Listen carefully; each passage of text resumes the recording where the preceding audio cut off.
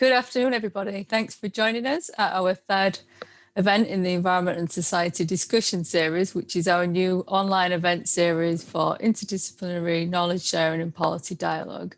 My name's Helen Howard. I'm a senior research fellow at Chatham House, and I'm delighted to be facilitating this discussion today, focusing on moving food up the political agenda with our fantastic panel of speakers. So we'll focus on two main points of interest in the first part of this session, being the adverse impacts on food security, which are expected to worsen as global temperatures continue to rise, and the crucial need to transform food systems to meet climate, biodiversity, and food security goals, with an example of a national food strategy that incorporates these key issues. In the second part of this session, we'll discuss these points in relation to the upcoming super year, which is being described as so due to the numerous high-level global events taking place that cover climate, biodiversity, and food security. We're actively working on all of these issues at Chatham House, so we're thrilled to be hosting this discussion today. We'll have a first round with the speakers where we'll talk for up to 5 minutes about their work and experiences on this topic, and then we'll move on to get their thoughts on moving food up the policy agenda during the super year. Then we'll open for discussion and take questions from the audience. So please put any that you have into the Q&A box as we go through the sessions. So our first speaker is Amir Abdullah. Amir has been Deputy Executive Director of the World Food Programme since 2009, and he's leading the new corporate architecture aligning the World Food Programme strategy, human resources, programme structure, financial management and planning, monitoring and reporting to help achieve the sustainable development goals at the country level. In addition to his responsibilities as Deputy Principal, he currently oversees the Executive Board Secretariat and the divisions providing key support to the World Food Programme field operations worldwide, the emergency operations, supply chain operations and security. Amir, thanks so much for joining us. Over to you. Thanks very much, Helen, and good afternoon, everybody. And it's a pleasure to be here and share some perspectives from the World Food Programme on this edition of the Environment and Society discussion series. Let me start with a sobering fact, which perhaps puts a slightly different spin on the term super year 2021. It will be actually the year in which we witness the biggest reversal of development gains in the 21st century. COVID-19, along with conflict and climate change, has not only slowed our progress in the fight against hunger, but it's actively reversing it. So we started 2020 with 690 million people that were chronically food insecure, out of which 135 million people required urgent humanitarian assistance. 1 year later, the people who need that urgent humanitarian assistance has almost doubled to 230 million. The COVID-19 pandemic has had a profound compounding effect on the drivers of food insecurity, mainly through declining economic activity, reducing household purchasing power. But the public health and economic crisis that we're witnessing today is clashing with a global climate crisis as well, which in turn is heating up risks of conflict all around the world. And it's really conflict which continues to derive displacement and rob people of livelihoods, whilst currency devaluation, escalating food prices, and all of this affects food access. But at the same time, we see floods, dry spells, desert locusts, all threatening food availability. So these instances show us how climate change acts as a risk multiplier in a world of already multiple coexisting risks. So of the 20 countries ranked the most vulnerable and the least ready to adapt to climate change, 12 are currently in conflict. So all these factors feed into the hunger statistics of the future. We've calculated that in a world that is 2 degrees centigrade warmer than pre-industrial times, which is only 0.9 degrees warmer than today, around 189 million more people will be at risk of hunger. In such a world, the demand for humanitarian assistance could be double what it is today, and we will not be able to stem this tide with humanitarian aid alone. So we're at a crucial and critical crossroads right now. This will inform the trajectory of the future demand for humanitarian assistance. We know that there will be more climate-related disasters in the future. We know that this will come in tandem with forced displacement, with risks of conflict, and possibly even larger public health crises than the one we're seeing today. So we do not need to only prepare for more and bigger responses to bigger and bigger emergencies. We need to make significant investments that can help mitigate the risks of predictable hunger crisis in the future. So starting with the super year 2021, we need to front load investments in forward-looking systems to forecast, track, and manage risk and prevent these predictable emergencies. And these systems must include prioritize to restore degraded ecosystems and strengthen natural buffers against climate hazards, protect the most vulnerable people with safety nets against the climate extremes, and anticipate climate hazards before they turn into disasters using early warning systems. So this is not an easy shift, and for many governments and international aid architecture, it's difficult to absorb. Humanitarian assistance typically kicks in as part of a response, but we need, I think, in the super year 2021 to really accompany the ever-present readiness to respond with decisive investments in humanitarian assistance, but do the same in risk management systems. And I look forward to the discussion today, which I hope will start us on that path. Thank you. Great. Thanks so much, Amir, for that introductory talk. We'll now move to Dr. Mike Clark. Mike's a researcher at the Nuffield Department of Population Health at the University of Oxford. Mike's research interests include the environmental, economic, and health impacts of food systems, and he uses models to provide quantitative estimates on the current and projected impacts of the food system, as well as the potential benefits of changing the food system. So, for example, by changing diets or the rate at which yields increase. Mike's working on expanding the Centre's food system model to incorporate biodiversity and economic outcomes in collaboration with the Wellcome funded project, Livestock, Environment and People. It's great to have you here, Mike. Over to you. Yeah, excellent. Thank you, Helen. First off, just absolutely delighted to be here. Looking forward to hearing what everybody else has to say and looking forward to the discussion later on. So in terms of today's conversation, I'm just going to talk briefly about what food systems mean in the context of climate change. And so most people are going to be aware of the fact that fossil fuels and climate change are kind of at odds, where we need to change how many fossil fuels we use. We need to reduce them rapidly to be able to meet these 1.5 and 2C climate targets.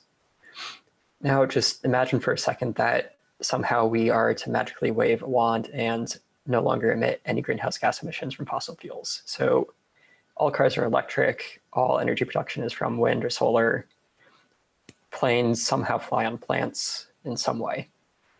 In the context of that world, if we continue to eat what we do and continue to produce it in the same way that we currently are, we're still going to miss these climate change targets that we're all reaching for, the 1.5C, the 2C target, within about 30 to 45 years. So essentially what this means is food really does matter in the context of climate change. And even if we do everything else perfectly, we're still going to miss these targets within decades. So that's decently scary, but also kind of following what Amir was saying in terms of the super year food, it means that we need to start talking about these issues now. And so to be optimistic, if you want to be optimistic about this, there's a lot that we can do. And so 3 things that we looked at are, we call them levers. 3 things we looked at are what we eat, so the type of foods and how much of it, how food is produced, so that might be nitrogen inputs, crop yields, it might be agroecological methods, then how much is thrown away. So of those 3 levers, what we found is that dietary changes, so again, that's what we eat, so the composition of our diets, but also how much we eat, are likely going to be the most effective way to mitigate climate change in the context of food systems. And so if we transition to a broadly speaking, healthy diet that contains mostly plants, some meat, meets all the recommendations for fruits and veg, proteins, macro and micronutrients, that could reduce emissions from the food system by about 50 to 60%. So not a small amount. Again, changes in how food is being produced and how much is thrown away is also very important. if we do any one of these in isolation, so even if we do diets perfectly, even if we do production perfectly and do it as best as we possibly can, we're still not going to meet the 1.5C target, which means we need to do diets, we need to do production, we need to reduce how much food that we're throwing away. We need to do everything at once, and we need to do everything relatively well. So in short, there is opportunity to meet these 1.5 and 2C climate targets in the context of food systems, but we need to start making these changes now, and we need to do a little bit of everything. Great, thanks very much for that, Mike. So our third speaker is Corley Pretorius. Corley is Deputy Director of the UN's Environment World Conservation Monitoring Centre based in Cambridge in the UK. Corley brings 20 years of experience in global public policy on environment and development, including the last 10 years with the UN Environment Programme. Enabling governments and businesses to better integrate biodiversity and ecosystem knowledge in decision-making is a key component of Corley's work. Earlier, she was head of global communications at the International Union for Conservation of Nature in Switzerland. It's really great to have you here, Corley, and it's over to you. Thank you very much, Helen, and hello to all fellow panelists. And I can also just reiterate and say thank you very much for the invitation and the opportunity to contribute to this session. I want to start off to express our excitement and enthusiasm for the potential reset and resume of the multilateral business next year, because this is something that is intensely needed coming out of the crisis of the pandemic, to get the world together again to talk about these global public challenges that face us. We have many, hopefully, policy opportunities next year, starting off with the fifth session of the United Nations Environment Assembly. There's the UN Food Systems Summit. We will also see for the first time in a very, very long time, all three Rio conventions moving forward on their deliberations. This is on land degradation, on climate change, and on biodiversity. There's a process around the strategic approach for international chemicals management that's also scheduled to take place next year. And important for us also, as in this context of the food system discussion, the kickoff of the decade on ecosystem restoration. So what will all these policy opportunities achieve? And what we are hoping for is that they will set the guardrails for how we move forward in the next decade on nature, on climate, on pollution, and on equality. And this is certainly needed. The policies that we hope to bring into the spotlight next year is based on evidence released over the last 2 years. I can refer, for example, to the IPBES Global Assessment Report on Biodiversity. There's the Global Biodiversity Outlook, Global Environment Outlook, the IPCC reports, the Global Resource Outlook, Global Adaptation Report. There's really no shortage of evidence to show that we need urgent action on these areas, on nature, on climate, pollution. And they all point to the fact that the level of environmental degradation and the pace of anticipated change really require economic transformation. In terms of biodiversity, the Global Assessment Report of IPBES have identified 5 drivers that needs to be addressed in through this economic transformation: land use change, overexploitation of species, climate change, pollution, and invasives. You don't have to use an enormous amount of imagination to figure out that the food systems that we currently have the benefit of, but also see the cost of, tick many, if not all, of these boxes. So what are we trying to achieve through these guardrails, as I call it? Better health, more equity, a resilient future, and greater sustainability. And because of these aims we have, and the level of degradation that we're facing at the moment, we've already seen the response from the business sector to pick up on some of these recommendations. And for example, the World Economic Forum has released 2 reports on their new nature economy series. There's also the Food and Land Use Coalition, and they're working around a notion, as Michael has said, around bending the curve. So it's not enough just to conserve biodiversity. We also do need to change our consumption and production patterns. And maybe picking up on Amir's point, it's not the food, but it's the system and the outcomes that our economic systems are creating. And this is where we need to change the way we produce and consume. I won't go through the current limitations of the food system. Maybe we can address that a little bit more later in the session.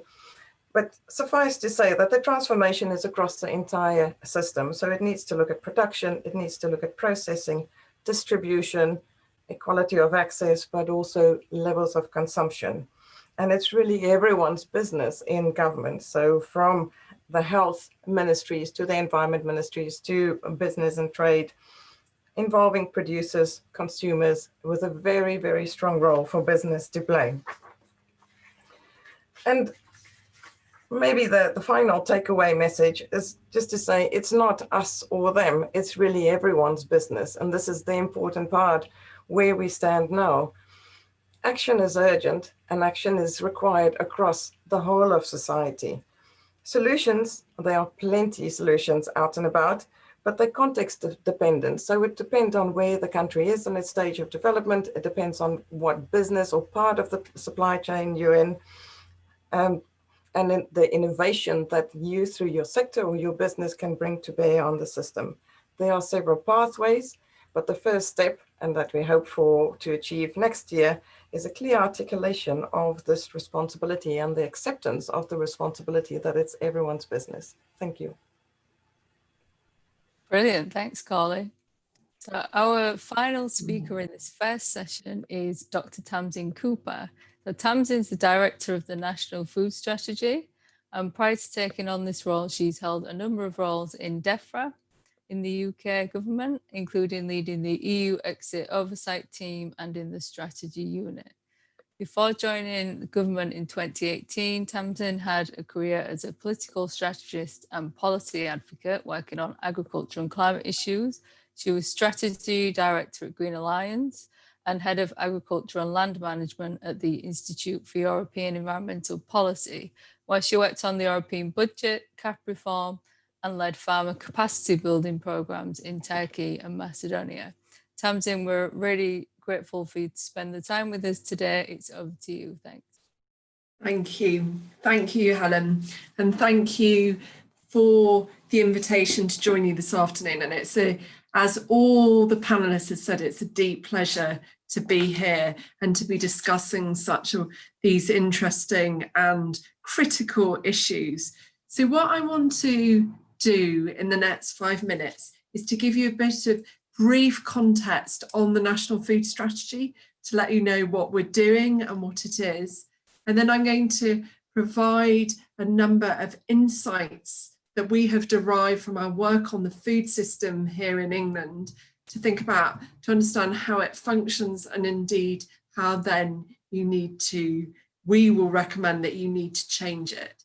And critical within that transition is the question about how we move food up the political agenda, because clearly some of these issues that we are dealing with in terms of climate, in terms of nature loss, in terms of the health impacts of unhealthy diets, these are first order priorities for our nation, and yet often in the sort of different delivery departments, food and food policy is a third order priority. So we have to affect that shift in priorities.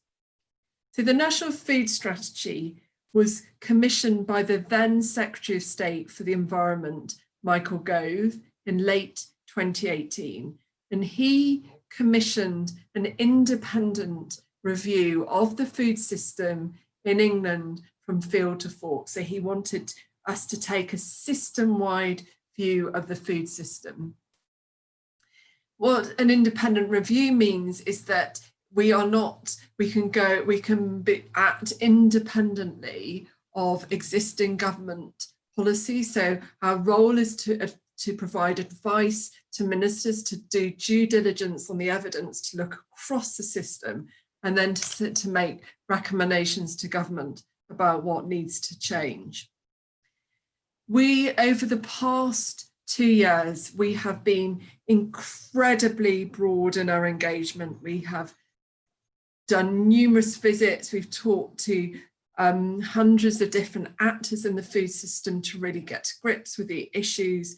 We've engaged citizens through a deliberative dialogue process. We've engaged school children. We're working with MPs. So we're working with actors right across the system. So there's a very rich evidence base that underpins our analysis. We published part 1 of the National Food Strategy in July of this year. And we focused very heavily on 3 issues, largely as a result of the first wave of COVID and how that had impacted on the economics of the system. We will publish part 2 of the National Food Strategy in spring 2021, and this then will take a much more comprehensive view of the system. We will set out a vision of where we think the system needs to be, and that vision will be socialised with citizens that we've engaged as part of our deliberative process. We will set out a diagnosis, a set of insights, and then critically, some Monday morning actions. What do all actors of the food system need to do in order to advance this journey? And as Corley has said, this is not, just government's responsibility or civil society's responsibility. That leadership and mandate for action needs to happen across multiple actors, or else we won't see the changes that the ambition and the level of change that needs to happen.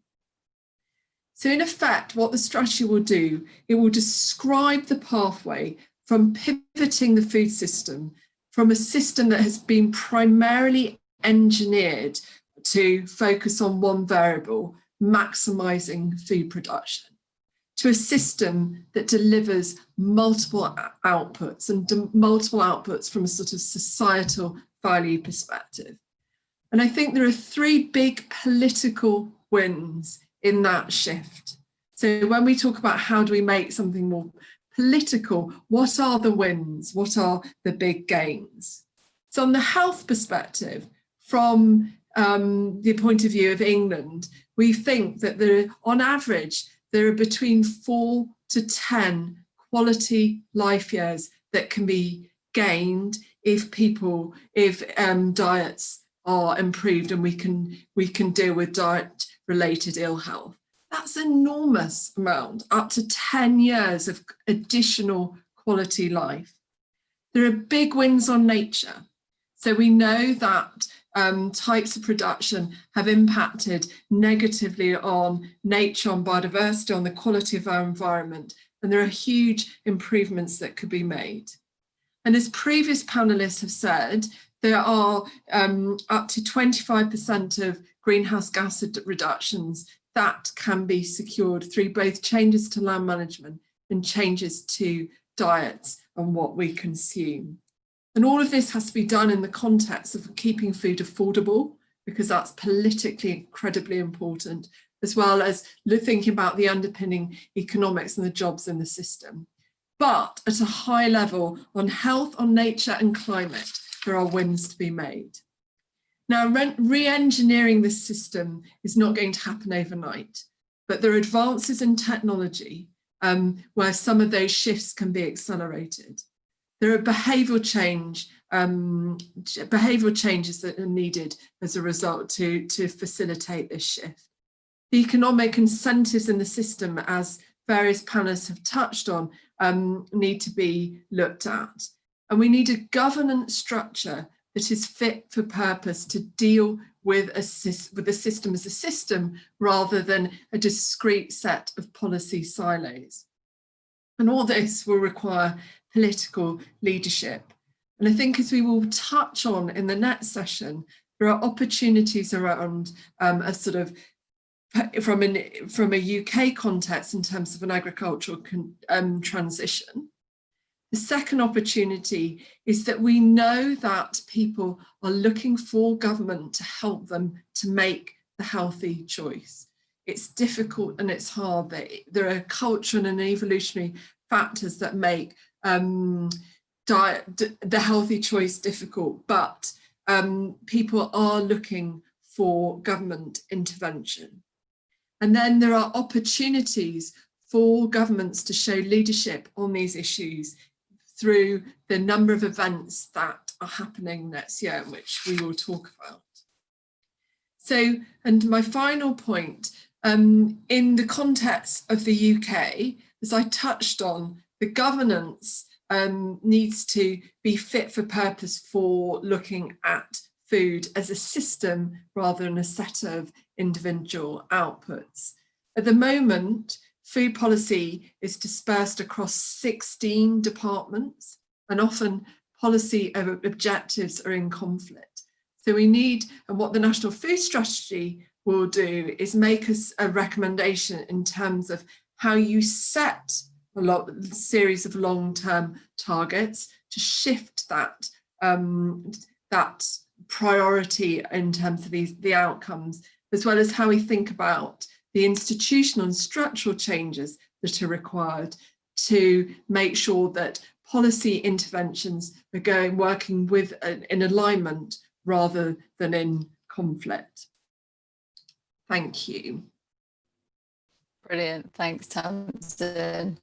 And thanks to all four of our speakers there for raising such a wide range of really important and very interesting issues that I'm sure we could spend a lot of time going through. And before we get to that discussion point, we're going to have a second round now. So as our speakers have made really clear, unprecedented levels of action are needed to transform food systems over the next decade. And the coming year is described as a super year, given the numerous high-level events taking place that cover climate, biodiversity, and food security. And the year ahead has also been identified as the final opportunity to bring global commitments in line with the goals of the Paris Agreement. So some really crucial times coming up, and I'll just run through a few of those events in a little bit more detail before we go into this second session. So starting in February, we have the 5th session of the UN Environment Assembly, which convenes to set priorities for global environmental policies and catalyze intergovernmental action and contribute to the implementation of the 2030 Agenda for Sustainable Development. Following that, in May, we have the 15th conference of the Convention on Biological Diversity, at which we're expecting a new post-2020 global biodiversity framework to be agreed following the conclusion of the 2011 to 2020 HE biodiversity targets. And then in October, we have the first ever UN Food Systems Summit, which has been convened in recognition of the urgent need for food systems transformations in support of all of these key topics that we're covering. And then in November, we have the 26th Conference of the Parties on Climate Change, the COP26. And here we're really expecting governments around the world to come up with much more ambitious contributions to meeting climate goals than we've previously seen. And as I said, those really need to be lining up with the goals of the Paris Agreement. And then later on in the year, we have the Conference of the Parties to the UN Convention to Combat Desertification, which is basically another opportunity for international decision makers to talk about land degradation and how to prevent that. And then in December, we have the Nutrition for Growth Summit, the third one, which is halfway through the UN's decade of action on nutrition, and is expected to result in the agreement of a 2020 compact aimed at mobilizing resources and political commitment to achieving nutrition targets under Sustainable Development Goal 2 for zero hunger. So in the second round, we're inviting speakers to spend up to 3 minutes to give us their thoughts and suggestions on how to make the super year work for food. So what can be achieved in the super year?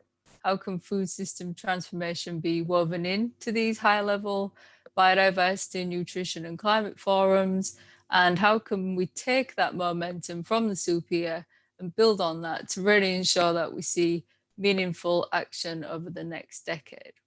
So we'll go in the same order as in the previous round. So we'll start with you, Amir. Thanks again, Helen, and great to hear from the others as well. I think you could see the synergy between all the different viewpoints there. But let me talk about this super year 2021 and all those summits and events that you've just mentioned. They will benefit from evidence of what works in the field, what works in countries. And these are going to be hugely important for the dialogue, but that dialogue and discussion needs to be based on evidence. It needs to be based on things that can be done. Now, as I said earlier, we are bracing ourselves for what will be, just bigger and bigger humanitarian operations. But what we want to do through 2021, what we want to do through all of those summits, in a sense, if I can pinch a musical term, is make sure that everybody can rap. And when I say rap, I'm talking about restore, anticipate, and protect. And WFP works in these areas to really, really improve food security. Restore, that's about nature-based solutions, communal infrastructure that can all reduce climate risk. We work with communities, establishing nature-based solutions against climate hazards. This includes regenerating degraded lands, establishing green belts, hedgerows, building terraces, communal ponds, water retention, flood protection structures. And, people might not necessarily be aware, but through these types of projects, food insecure communities have themselves rehabilitated about 1.4 million hectares of degraded land in the Sahel between 2014 and 2018. Just to give an indication of the size of that, it's about the size of Northern Ireland. Anticipate, the second part of the RAP, is to anticipate and pre-position finance and preventative action before disaster strikes. And here, WFP uses skills in risk analysis, early warning, emergency preparedness, triggering forecast-based anticipatory action at community level before a humanitarian crisis materializes. And we have such programs like that in 17 countries, including in Bangladesh, where it was faced with almost like the double disaster of flood and COVID. We used early warning system and managed, with support from the UN's Central Emergency Response Fund, SURF, get money out to people to reduce the cost of emergency response. And the third part of the RAP is protect, and protecting people through climate risk insurance as safety nets for the most vulnerable. And here we are one of the leading UN agencies in making climate risk insurance work for food insecure populations. And in 2020, 2 million people in 8 countries were protected with climate risk insurance products that were developed and supported by WFP. That's a start. It's not enough. And we look forward to building this up. We also have the African Risk Capacity and a Replica Initiative where we're working with people. These are ways in which we can make sure protect. So for us, 2021, we will be providing evidence that the best way to do this is to RAP, restore, anticipate, and protect. Thank you. Brilliant. Thanks, Amir. Mike, over to you. Excellent, thank you. I'm going to try to keep this short so we can get to the questions. That looks like there are quite a few of them at this point. I'll speak more broadly about how I kind of view this. At this point, we have a very good idea of what outcomes we want: healthy diets, sustainable diets, food systems that support people and planet, well-being, culture, livelihoods, so on. We generally know the outcomes. We have a very good idea of how to get there. Dietary changes might be different in different countries. Some places eat more, some places eat less. Same for production. It might be use more fertilizer, might be use less. So we generally know the direction we need to travel. We generally know where we need to be, or where we want to be at least. We need to start doing these things that will actually get us there. And so following what both Coralie and Tamzin said previously is that everybody has a role to play. Consumers, we can choose different foods if those foods are available. Producers, again, if not every producer is going to have the ability to do this, but if there are other ways of producing foods that are more sustainable, more ethical, that's a choice that we can make. Processors can reformulate foods to be healthier, more sustainable by substituting, say, sugar for something that isn't quite as bad for health. And likewise, retailers can try to support or promote healthy and sustainable foods by altering the location of those foods in their stores. The important thing to acknowledge and to recognize and to discuss is that underlying all these changes is going to be government promotion and government support for a food system transition. And so it isn't just people, it isn't just corporations, it isn't just government, it's all these intertwined to create a food system that's capable of providing for people and the planet. Ideally, we would have started making these changes to address the issues that food systems are having on people, on nutrition, on climate, on biodiversity 20 years ago. We haven't done that, and so the second best time to do that is today, or I guess next year in the super year for food. Great, thanks, Mike. I think you can't really stress the urgency of these issues enough. Carly, over to you. Thank you very much, and great contributions by Amir and Michael. It's a tough act to follow, and it's doubly nice if someone else talks about nature-based solutions, and the environment corner doesn't need to do that, and that means that's part of the mainstreaming and that foundation of our own security and our own resilience in the context of climate change and so on. And I love the rep. It's really short and very punchy. Thank you for that, Amir. In terms of the global biodiversity framework that is coming up under the CBD, the Convention on Biological Diversity, there's going to be elements addressing agriculture as one of the major users of land, looking at pollution targets, but also looking at restoration targets and including, of course, the conservation of ecosystem services. So I think these are all important entry points to the food system beyond the other areas of the convention, looking at the conservation of genetic diversity, for example. This is also of importance to the food system. The UN Food System Summit is a fantastic opportunity for that multi-stakeholder engagement, profiling what works, the evidence in the field, but also business to engage and show some of the innovation. And then the third opportunity would be really get engaged in the decade for ecosystem restoration, because this is not only restoration to go back to ecosystems, but it's also restoration for agricultural productivity as one of the key aims of the decade. So definitely a big opportunity there. I spoke about the engagement. I would like to emphasize the importance of business leadership in this process. We know it is an economic transformation. We know they are sunk costs, they are potential stranded assets. It's a process. It's going to take us 10 years to really transform our food systems. And we need that support from business. And many businesses realize that it is really a question around sustainability. But I would urge all business leaders to actively engage in this discussion and in the policy making around food. Thank you. Great, thanks, Carly. And Tamzin, will come to you for the final contribution to this second session. Thank you. Thanks, everyone. Okay, so I've got 4 suggestions or 4 ideas for how to leverage the sort of importance of food through the various events that are being hosted next year.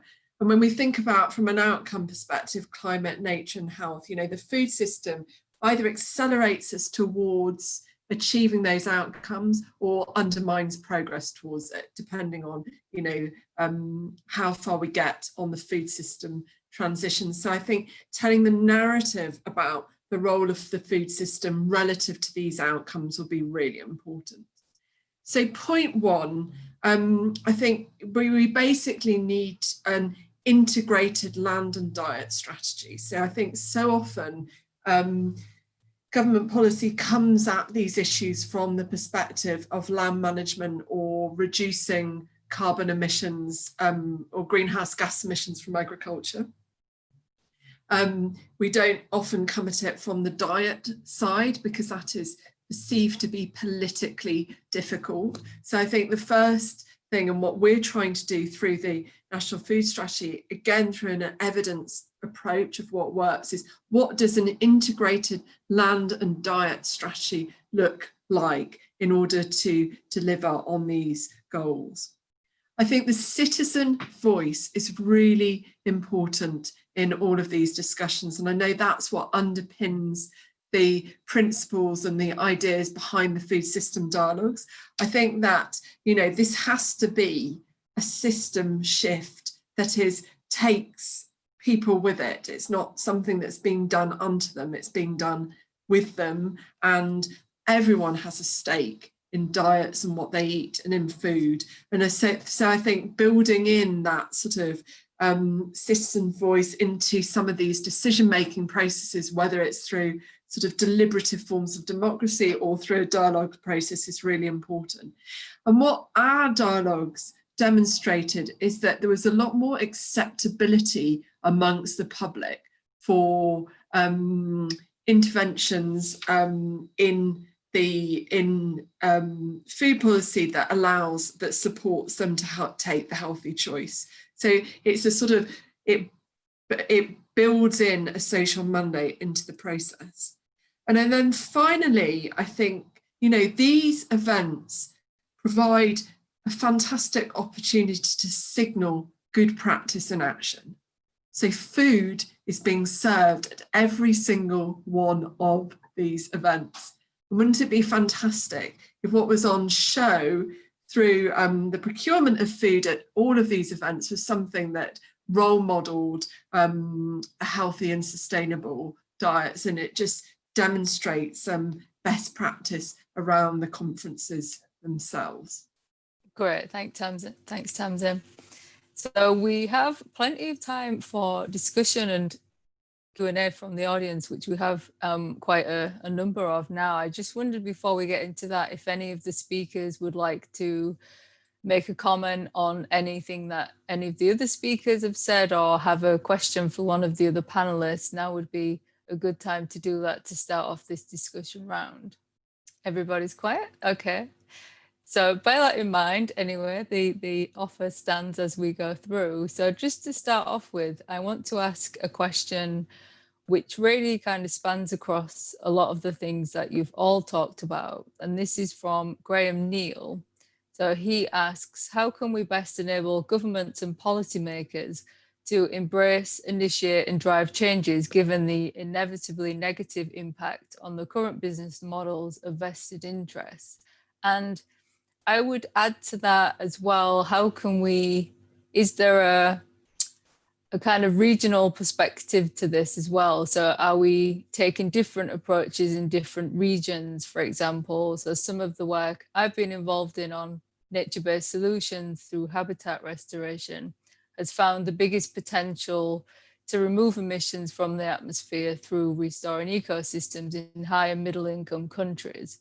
And I know if we're looking at meat consumption, for example, that will vary as well regionally. So is there any kind of regionally specific things that we can add to that question? I'll go first. Yeah. Yep, I'll go first, and I'm sure the others will come in also. I mean, first of all, I think we do need to know. I mean, undoubtedly there will be some loss of income in some areas, and that some areas of current business investments will feel that they're sort of being challenged, or may even try to oppose these policies. But I think what really can be done and needs to be done is to really work on demonstrating the return on investment, particularly in some of, I would say, on adaptation methods, and you know, in investment in adaptation really can give us benefits in mitigation, restoration, but also it will give economic returns. And I think it's going to really be, and that's why I was saying earlier, we need to be able to have evidence-based options that we can, you know, present through these, you know, through this super year. And I noticed there was one other of the people in the questions had made the point that we're all coming at it from quite different perspectives. Clearly, as World Food Programme, you know, we're looking at this one would sort of think primarily from the humanitarian response. But one thing I would say this is where governments, who are our main donors, I mean, we do get from other sectors, but governments, but doing this right saves millions, if not billions of dollars in humanitarian response. And I think, that is something that policymakers need to be very clear in doing. And just imagine if you really, really could anticipate the billions of dollars that would no longer be needed for humanitarian response and invest them in advance, in mitigation and adaptation measures in areas where the humanitarian response might be needed, but actually also at home, because you wouldn't be necessarily having to come up with that. I mean, we would prefer, and I think it's going to be incumbent and morally incumbent to make investments, for development assistance globally.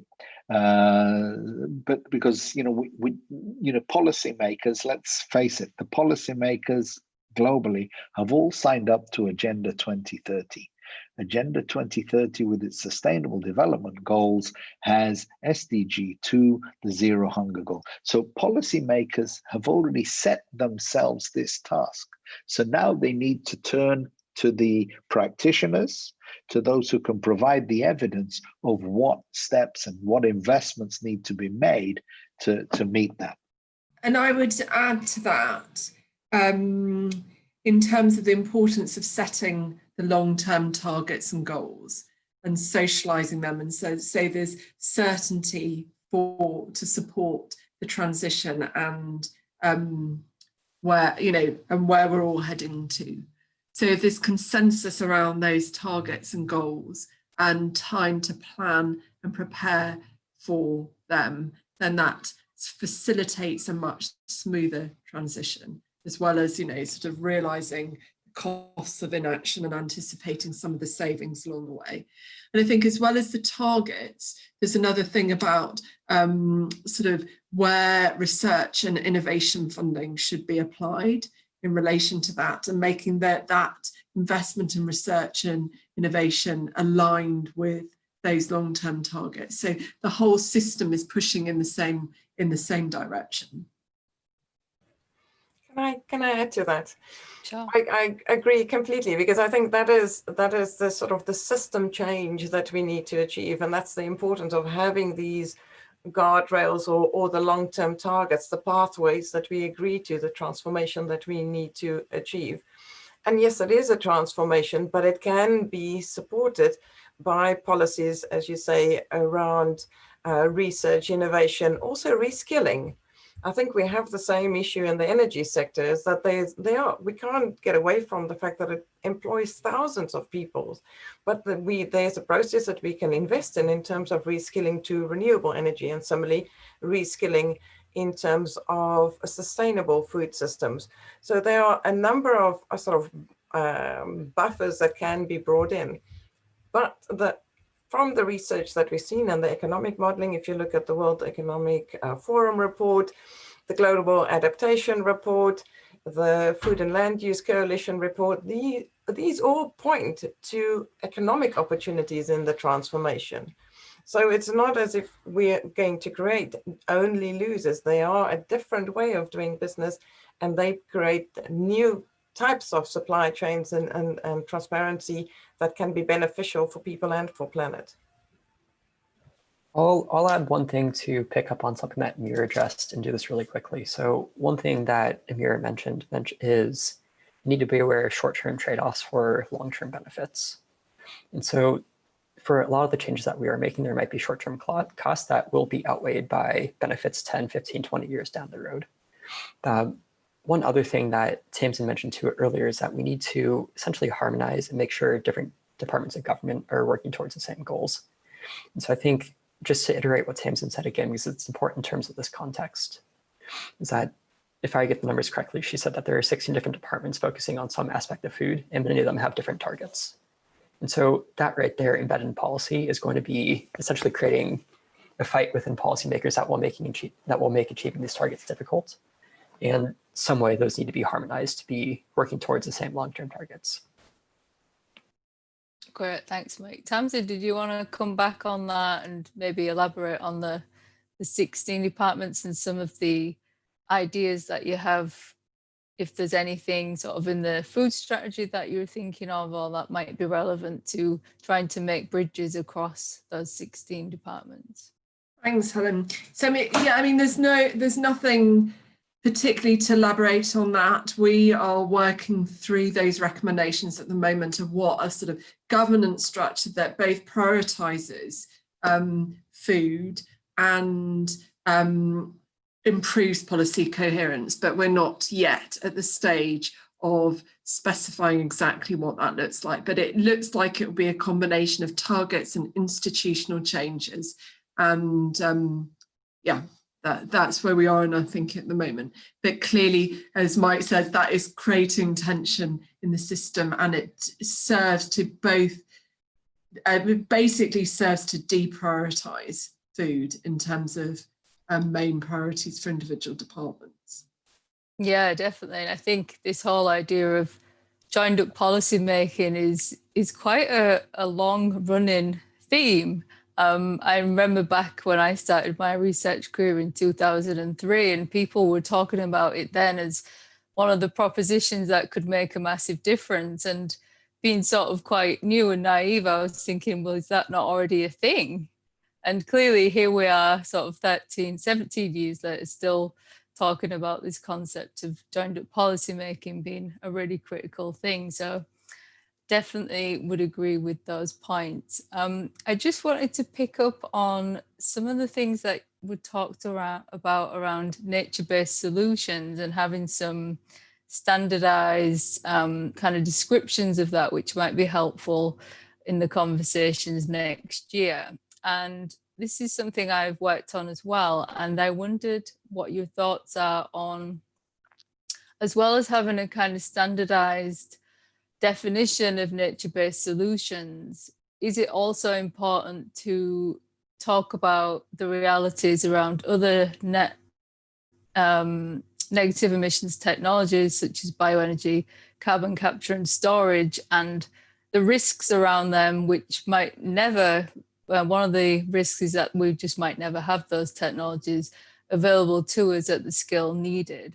So is there also a need to kind of address these issues, because right now climate policy is somewhat relying on these unproven technologies to remove emissions from the atmosphere in the future, whereas nature-based solutions could be seen as a potentially lower risk option that can be started on immediately. So I'd be interested to get your thoughts on not just having a standard kind of definition of NBS, but also how it fits in the sort of prioritization of climate policies. Yes, very good question. And there's certainly a lot of movement around that. So on the one hand, you have the IUCN definitions of nature-based solutions, and it comes at it from a very sort of ecosystems point of view. I think there's growing awareness around nature-based climate actions or nature-based climate solutions. That's a little bit more specific to the Paris Agreement or the climate framework in terms of offsetting specifically. And we are using, it is a problem, so I just want to recognize that we are using different terms. I think part of the reason for this, which is a good reason, is that it also creates multiple benefits. So we are coming at it from different perspectives, whether they create climate benefits or biodiversity benefits, there are health benefits. So this is a little bit part of the sorting out or classification that we need to do maybe as a environment community to make it easier for policymakers to pick up on it.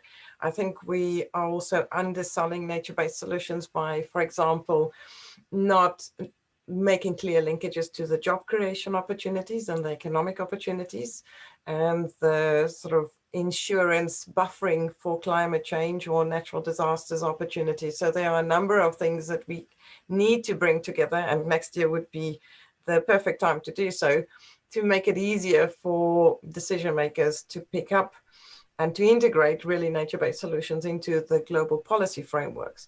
However, having said that, the private sector, or some in the private sector, let me qualify that, do not have a problem with definitions, and they're going ahead. So if you look at the carbon market in particular, that's not stopping a lot of the big companies to move ahead and to invest millions and billions into offsets or carbon capture and sequestration and all of these things. So, you know, I think the policy global negotiations struggle to keep up sometimes with the speed at which the business sector is moving along. Yeah, great. Thanks, Collie. And I wonder, sorry, can I just add one point to that? Because I really do believe that we are potentially underselling nature-based solutions, and I mean, one of the things I think we accept also from a WFP perspective is that we need to better quantify the carbon and economic benefits of nature-based solutions over the longer term. We haven't quite got to that yet, but I think also note that, you know, trees and the plants that we put in, they're more than just carbon receptacles. They're not just sticks of carbon. They protect from erosion, they create income, they clean the air, they provide regenerative value, and all of these, you know, there's all these ecosystems, they're not really being valued in monetary terms. I think this has been our failing. Now, I would not want to, and I think somebody pointed out, you know, the private sector going ahead and coming up with their own definitions. We don't want to over-define that we actually stop some solutions almost, let's say, fitting the bill. So we need to be very careful that we don't define potential solutions out of you know, the ecosystem that we're trying to create. But we ourselves need to find the way to show the economic and the monetary benefit, because right now I believe they're being undersold and undervalued. Right. And do you think there's a role as well for a mechanism such as climate finance to really help to boost nature-based solutions? I would hope so. I'm not sure that it's going to necessarily be easy to tap into, but if we can show the value, then the finance is actually just an investment. It's you know, the return on that investment should far outweigh the other returns. But I think what we are lacking is our own metrics to show that and evidence that. And I think that's something that collectively we probably need to work on if we're going to come out the other end of this super year with what we believe the planet and the people of the planet need. Yeah. Tamzin, do you think there's anything that we can learn from the National Food Strategy process in that? So are there any kind of big evidence gaps that you've come across in relation to these issues, or how are you sort of valuing nature-based solutions, for example, or how are you proposing to incentivize nature-based solutions, if that's relevant? I think the work of Dr. Pavan is important in this regard. So this is a piece of work that is an independent review that is sitting in the Treasury, where they've looked at some of the economic costs and benefits of nature-based solutions, amongst other things, and that's a really important piece of work that fills some of the evidence gaps. And as we say, we need to be able to measure these things before we understand how to intervene with different policies and what works. So we've drawn on that evidence in some of our work and other studies to that effect, and you've cited some of them during the course of these discussions. And I think, you know, the corollary to the economics is around sort of public acceptability, and that's why I think, you know, bringing together a sort of economic analysis together with a sort of discussion with citizens is a really important part of the process. So Helen, one part of your question was focusing on tech. And so I'll address that part because the three other panelists mentioned very important things, including the many benefits of nature-based solutions. that, again, should not be undervalued. But in terms of tech, the way that I think about this is going to be relatively silly, but emphasizes the point. The way that I think about tech in terms of carbon capture and sequestration is it's kind of similar to jumping out of a plane without a parachute and hoping somebody invents anti-gravity before you hit the ground.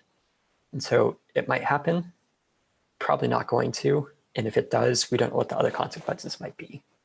So if we do start thinking about implementing tech to capture carbon dioxide at scale, we haven't done that before. So if we do that, we really need to monitor it, track it to make sure it's doing what we think it is and not doing something else. Yeah, great point. Thanks, Mike. So I guess given the urgency of the situation, that kind of brings nature-based solutions even more into the fore rather than this, what we've got now, which is more or less a sole reliance on the technological propositions.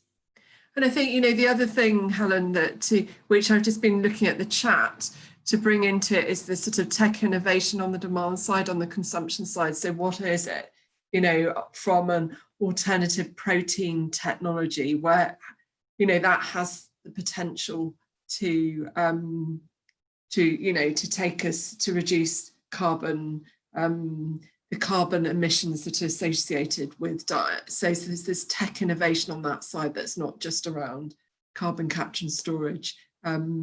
That's an important part to consider. And that's also where public acceptability comes into play, because there are all sorts of trade-offs that are embedded in this discussion around the use of land. We've got comments on there about animal welfare and sort of trade-offs there. There's acceptability. There's GM mentioned in some of the chat. There's a whole set of different pathways that take us towards some of these outcomes that require choices along the way, and the economic considerations are important. And the winners and losers from an economic perspective, but there's also value decisions that are embedded in some of these pathways as well. Yeah, definitely. And I think it's a good opportunity to move on to some of the more demand side or consumer side questions. So we've got a couple of them that I'll start off with. So we have one from Ewald Engelon, and he's asking about the environmental and healthcare argument for a meat tax and lower VAT for fruits and vegetables. Could this have a huge impact if you take Mike Clark's statement that moving to a plant-based diet could reduce emissions by around 60%, or is this too paternalistic?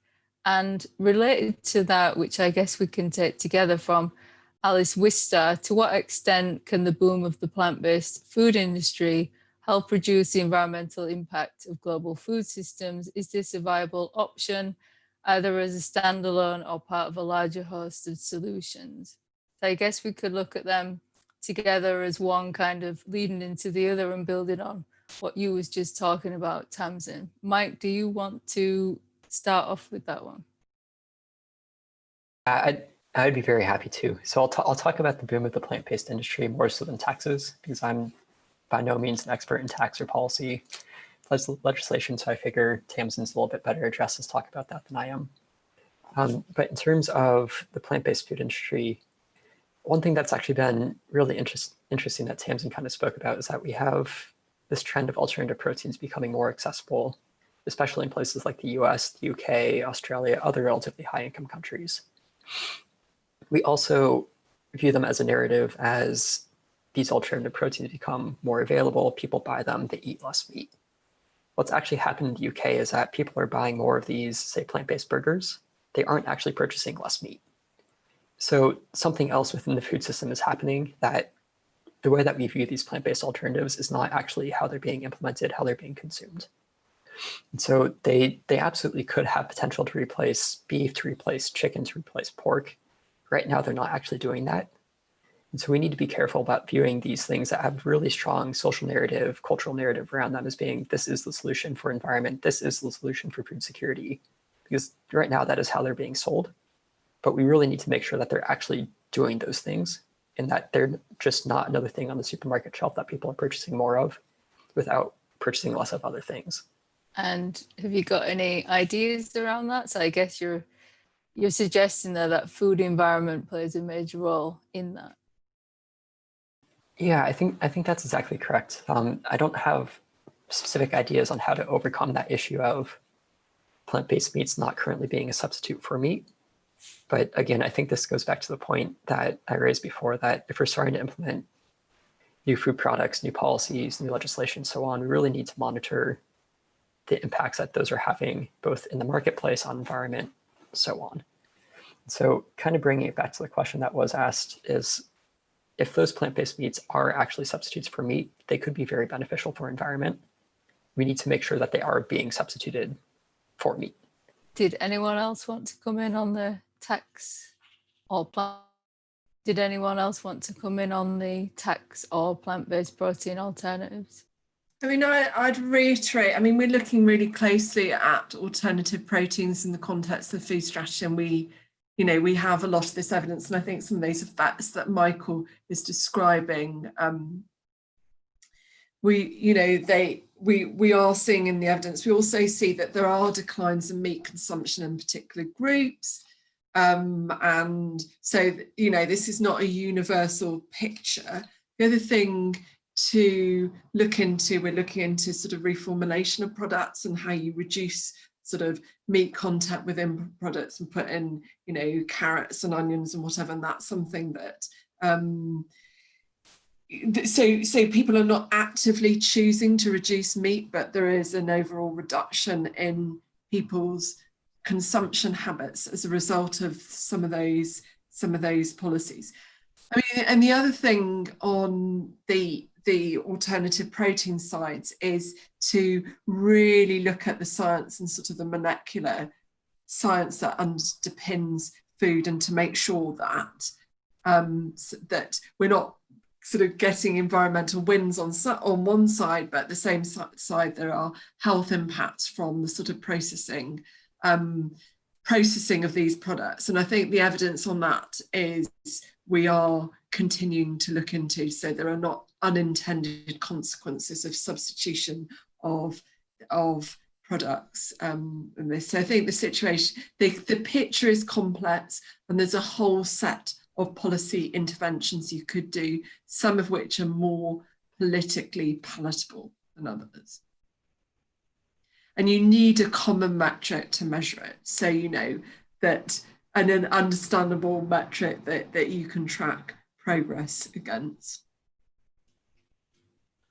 And if I might just add, just briefly, I mean, I think, just to say that whilst not speaking about the tax and the meat consumption directly, one thing, given that we are talking about the lead in and what will happen in the super year 2021, the lead up to the Food Systems Summit in particular will provide really important opportunities where we can discuss game-changing solutions, not just on the production side, but also on the consumption side. So, that and really here we're talking about consumption that will benefit from diversified food systems. I mean, we all know that a diversified system is much more resilient than a monoculture. And it's more healthy, as we're hearing. And healthy diets are the sort of things that we're trying to encourage in our school meals programs, really focusing on homegrown products from surrounding villages. In Peru, we've actually worked with local farmers using even chickens and chicken blood to combat anemia and things like that. They mix it into almost like a biscuit type product. And so just to say, it's quite honestly, if we can get down to locally based solutions, because there was a question about the world freight transport moving, almost unnecessary emissions, because of certain foodstuffs being transported unnecessarily. If we can get to diversified food systems that focus on local production, that are very nature-based, we will start thinking, but we need to make that a part of the input and lead up to the Food Systems Summit. We can't wait for the Food System Summit and expect the answers to miraculously come out of the summit. In the build up to the summit, there are going to be numerous opportunities for civil society to get engaged, academia to get engaged, organizations to get engaged. And that is what we need. If we want to get the answers we all want to see out of the summit, we've got to prepare to make the input to the summit. Great. I think one thing that you've mentioned there, Amir, is, well, we've talked about production and consumption, and I think you've just kind of alluded to this in your last comment. And one of the things that regularly comes up in my work is how to actually tie these things together from a policymaker's perspective. So if we think about the COP26, for example, and countries revising their nationally determined contributions to the Paris Agreement, so how much they're sort of willing to do in the next round of commitments, that's all based on their production. So it doesn't take into account what food is actually consumed in their country. And my kind of concern is how to tie those two things together, at least in these dialogues, so that there's this really clear link between those two things, because I wonder if that is one of the things that's kind of halting progress on these issues. So if we can account for consumer emissions in a national inventory, how do we look at things like diet change, for example, from a policy perspective at least? Yeah, I'm not sure I've got the immediate answer to that one, Helen. I'm hoping one of the others might. But maybe just again, back to what I said, I think what we do need is to tap primarily into the country dialogues. I mean, these are taking place right now. And if we can get these issues to the fore in the country dialogues and get perhaps consumers, if there are consumer societies or consumer mechanisms in all the different countries that the dialogues are taking place, if they could be, we could somehow task them with that. But right now, I will need to think that one through. Holly, yeah. Yeah, sorry, multiple calls. Sorry about that. I think it's a very interesting point you raised, Helen, and it is one of the shortcomings of our global policy instruments in that they take it to the national level, but we know that our economies and our supply chains are so intricately linked and telecoupled. So there's indeed a lot of and this, I think this might come out in some of the findings of the Dasgupta review as well. There are so many connections in terms of footprinting, whether it's carbon footprinting, that you can also do social footprinting, biodiversity type of footprinting. And it's a really tricky one to discuss, I think, at the international policy level, but that should not stop us to have that discussion, at least in terms of consumer awareness and understanding the discrepancies. And there was a comment earlier about the discrepancies in consumption ranging from malnutrition to overconsumption. And I think this is part of the global dialogue that we need to understand. We all connected through the environment, but the contexts are very, very different. And we do affect each other by our consumer choices and everything that we do, our economic structures and our business structures. And that level, that I would absolutely agree with Amir, that type of dialogue, take opportunity or use the opportunity of the dialogues and engagement around the Food Summit to bring some of these discussions to bear on how do we deal with that global inequity and the discrepancy between consumption and production, the disconnect between a consumer going into a retail store here and not having the faintest clue what the impact of that avocado or the table grapes or whatever produce you're buying in the origin country is doing, apart from, and I'm not saying it's all bad. It could be very good economic opportunities, but they can also be social displacement, all sorts of things. And there's no transparency in our food system at the moment for people really to understand this or to make those informed choices. And I think this is something that it doesn't need to be a thou shalt not type of discussion. I think this is part of having the discussion about values and understanding our footprints and where the real sort of nature of our food systems. So I'd like to pick up on something that Helen said really briefly in terms of how the impacts of what we eat are often in other countries than where they're consumed.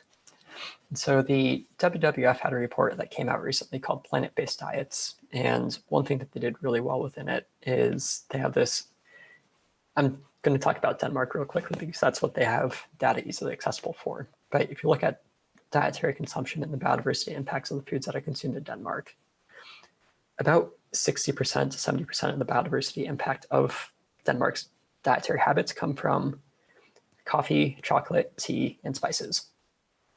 Most of those aren't consumed in Denmark. And so essentially I'm just trying to hammer the point that Helen said in terms of the foods that we're consuming need to be traced back to where they're produced to fully understand those impacts that they're having both on people and planet, to be able to create this kind of fully integrated policy that doesn't allow for knock-on impacts to not be accounted for and incorporated into these targets that we're trying to reach. Great, thanks, Mike. And I just want to pick up on one of the comments in the Q&A that from Majska Kuzkowska, and I'm sorry if I've pronounced that wrong, which I probably have. Have we incorporated this whole agenda into the curriculum at all levels, from primary right through to higher education? And I mean, that's definitely a big no in the UK, but does anybody know of any encouraging examples? Or Tamzin, is this something that you're picking up on as a recommendation in the food strategy? Is there any examples that other panelists have? So whenever we talk to people through the dialogues that we conducted, and indeed with some of the school children that we have spoken to, everybody asks for more education. It's almost a universal request wherever we are in the country, from a diverse group of people. And it's sort of counterintuitive to what some of the evidence suggests, that people are taking rational decisions in a food environment that is not geared towards selling people high sugar, fat, salt food, where people's choices are being nudged in certain directions. So there's a sort of disconnect between the sort of assumptions about the choices that we make about food, and that if we understood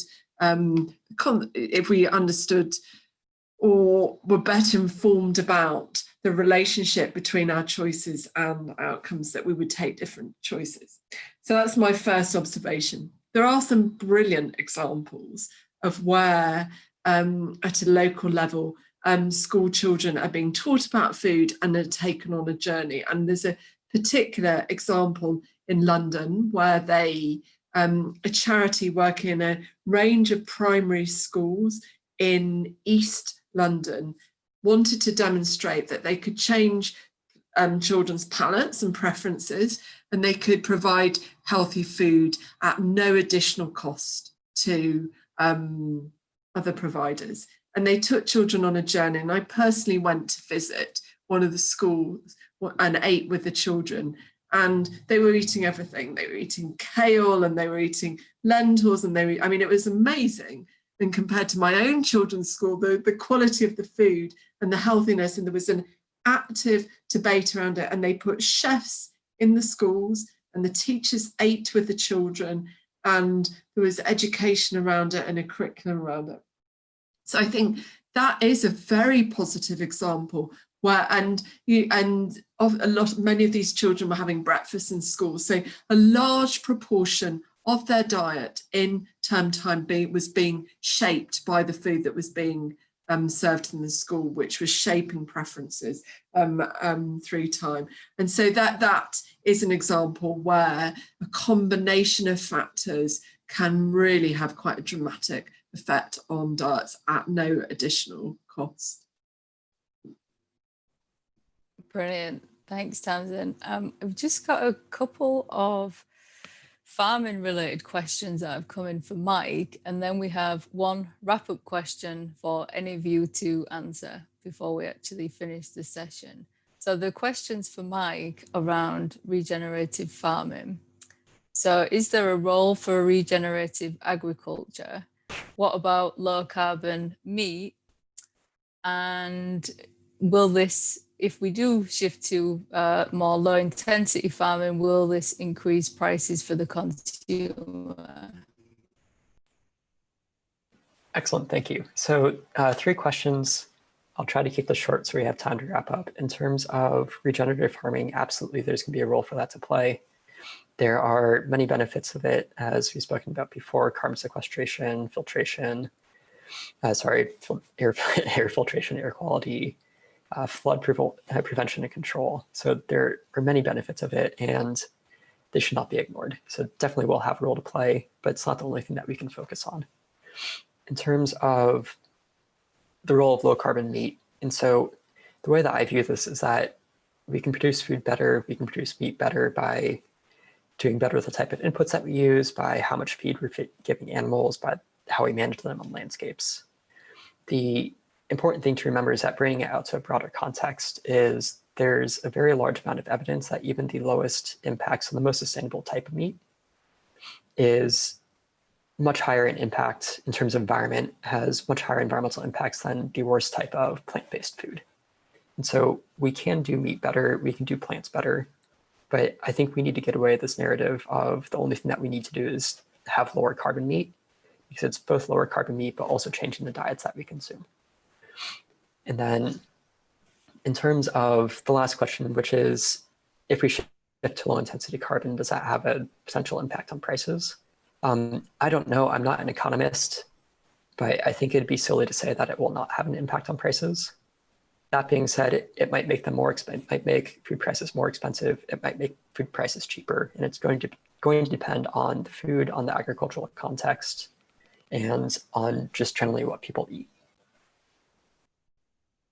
Great, thanks, Mike. So we have a question from someone who needs reassuring, and I'm going to take this opportunity to ask each of you to spend maybe a minute in your wrap up to incorporate this if possible. So the question is from Alan Buckwell. So he's saying none of this is very encouraging. He's heard that we don't have the metrics to combine progress on the 3 emergencies of health, diet, climate, and biodiversity. We don't have the institutions, the ability to get disparate government departments to work together and to establish a narrative to raise the importance and centrality of transforming the food system. Does this imply that the only thing which will unblock progress is a sharp global food crisis? This would be a very depressing conclusion. Please cheer me up, somebody. So if you could take that into your final wrap up, that would be brilliant. And we'll start at the beginning again. So Amir, would you like to start us off with your minute wrap up? Certainly, and to Alan, I think it's a very well stated. I think what we need to do is have all world leaders put their minds back to the high food price crisis. That was exactly the type of food crisis that brought we had the impact of finance, food, and fuel. In those days, it was the 3 Fs that were really hitting. Today, we've got climate, conflict, and COVID. So we've moved from 3 Fs to 3 Cs. You could sort of say we're going up the scale a little bit. So, what can we do? I mean, we've got to get to 3 As. I can think of, adaptation, accountability, and somebody can come up with the 3rd A. But we need a triple A approach to this. And yes, there aren't necessarily specific institutional mechanisms to do this, but we do have, so to sort of, at the risk of sort of repeating myself, the country-based dialogues that will bring all these institutions together to really talk about what changes are needed at the Food System Summit. What does the Food System Summit need as an output to make the changes that will give us what we need in the changes that you just mentioned? Because I would say it's serendipity that the Food System Summit the climate conference, delayed because of COVID, unfortunately, but it's sort of serendipitous that those things are all coming together, and followed right by the nutrition summit. You couldn't take three more important issues that are clearly interlinked, so we can bring those institutions together. If they're not there, we need to bring them together.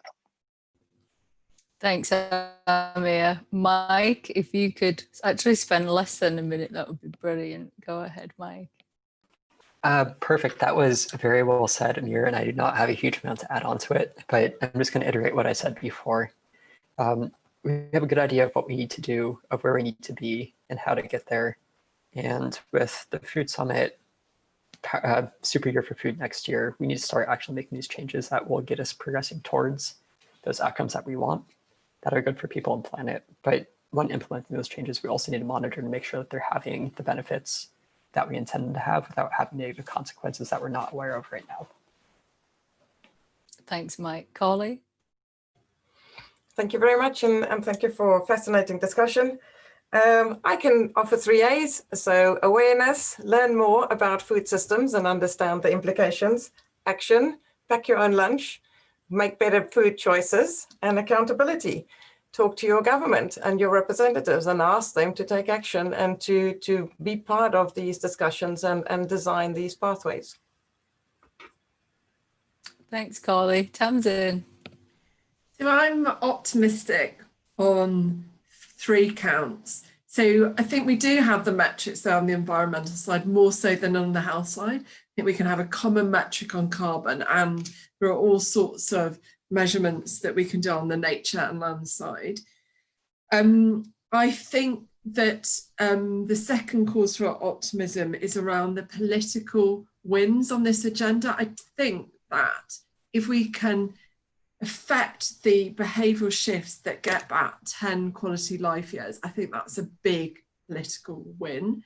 And I think, there's a lot of public appetite on the climate side for there to be action next year. So I think, the combination of the events and some of the movements around health and obesity, I think that gives me cause for optimism. The third thing on the institution side, I think that's a longer term journey. But I think, if we've got the metrics right and the politics come into play, then I think, institutional change can follow. And so my fourth point is around technology. I think that technology, particularly on the consumer side, will drive shifts in behaviour and you can get a sort of social norming effect that could be quite quick. Brilliant. Well, thanks so much to all of our panelists and for the audience participation in this very engaging and timely event, I would say. And thanks so much for all of your input on this. We're actually out of time now. These issues are certainly prominent in our work at Chatham House, and we have a number of focus projects, including a paper on food systems impact on biodiversity that will be released in January, and a report on land use, which covers a whole range of issues that we've mentioned today, which is due out early next year as well. We're also actively engaged with super year activities, including COP26, and we're part of the leadership team of the UN Food Systems Summit. So this discussion was particularly relevant for us. We'll also be writing up the event, and you can rewatch this recording as well if you wish to. Just follow our website or check our Twitter. And that's it. Thanks again to everybody who's participated. Really appreciate the input. Thanks very much. Goodbye.